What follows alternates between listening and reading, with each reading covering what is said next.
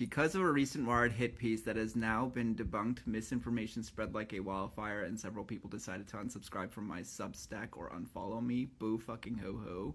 This is what the author wanted when it was published, despite publishing a false and misleading article. Please consider subscribing to support my work today. Boo fucking ho. So, Mr.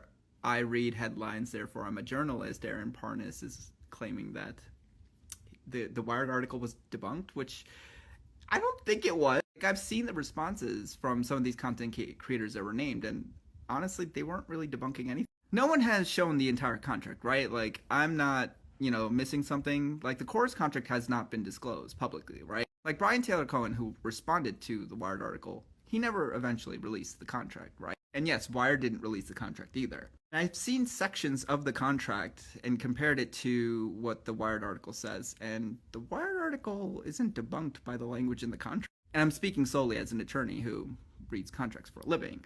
I didn't see some of the sections of the contract and the terms of the contract debunk what was written in the Wired article. And most of the responses have been from those content creators like, so, the Republicans do it too, which tells me you're not debunking it, you're basically agreeing that's what was happening, which is fine. Anyone can have their own feelings about it and say if the Republicans were doing it, why don't Democrats? That's fine, but it doesn't, necessarily erase the main point of the Wired article. So yeah, I don't know what's been debunked, but I'm not surprised that Aaron Parnas, son of Lev Parnas, has made this very Trumpian response. Lev Parnas, who went to Ukraine to dig up dirt on Joe Biden on behalf of Trump, which I think he was charged for, and he's either served time or has a conviction. Now Aaron Parnas is a Democrat, which is even funnier when you look at Brian Taylor Cohen trying to make some kind of association between Taylor Lorenz and Candace Owens and Tucker Carlson, because Candace Owens in an interview with Tucker Carlson said she liked Taylor Lorenz, and that somehow means like,